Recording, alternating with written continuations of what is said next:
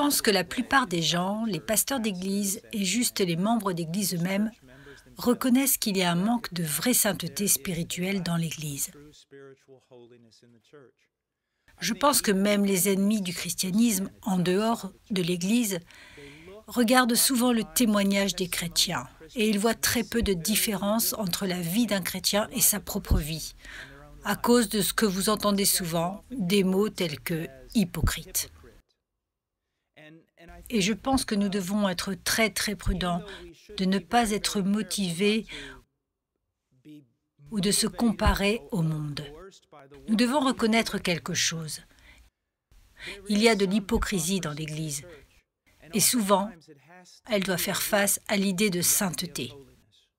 Maintenant, qu'est-ce que la sainteté exactement? Bien, en fait, la sainteté implique deux choses. Cela implique de sortir des choses qui déplaisent à Dieu. Mais pas seulement arrêter de faire les choses que Dieu n'est pas d'accord, mais aussi d'arrêter de les faire afin de courir vers Dieu et d'avoir une communion avec lui. L'une des choses probablement la plus importante que la Bible révèle est que Dieu est saint. Maintenant, qu'est-ce que cela signifie?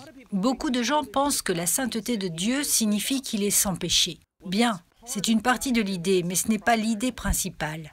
Vous voyez, le fait que Dieu soit sans défaut. Les perfections de Dieu ont à faire face davantage à sa justice.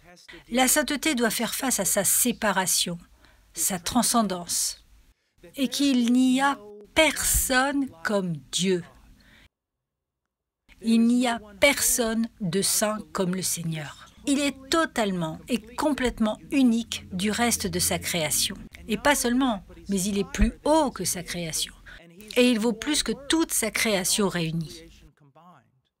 Pour qu'un homme soit saint, il doit reconnaître que Dieu est transcendant, que Dieu est digne de toute gloire, de tout honneur, de toutes les louanges, de toutes les bénédictions.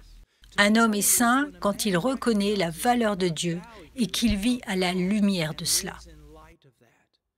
Et parce qu'il voit Dieu avec autant de valeur, si précieux, si beau, si glorieux, il est prêt à laisser non seulement de mauvaises choses, mais aussi des choses qui sont bonnes, mais pas aussi bonnes que Dieu.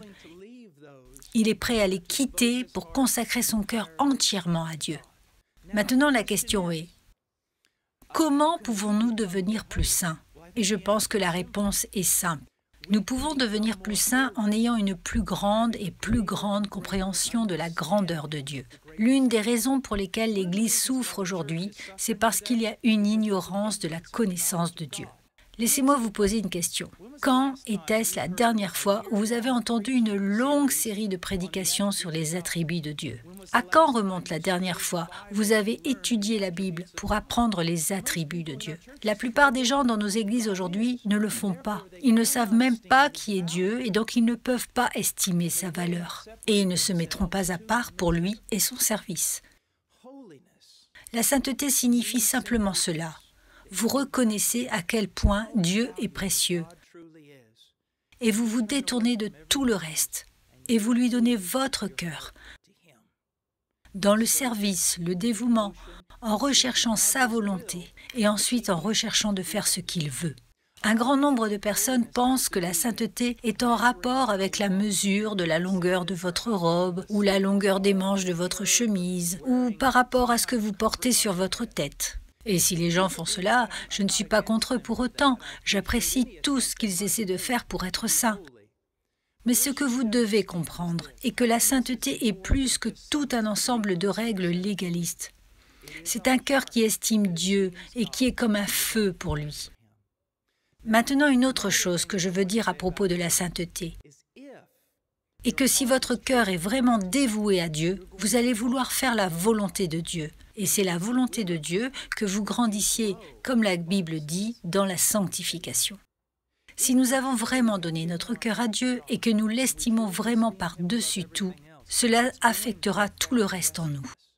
Nous devons admettre que nous vivons dans une culture qui est très très sensuelle. Très très sensuelle. Et nous devons également admettre qu'une grande partie de cette sensualité a fait son chemin dans l'Église. Voici quelque chose que je voudrais que vous voyiez. C'est que si vous êtes saint à l'intérieur, vous voudrez être saint à l'extérieur. Et si vous avez vraiment donné votre cœur à Dieu, alors vous allez aussi lui donner votre esprit, vos yeux, vos oreilles, votre visage, vos mains, vos pieds, votre corps. Vous allez chercher à conformer tout ce que vous êtes à la hauteur de sa parole.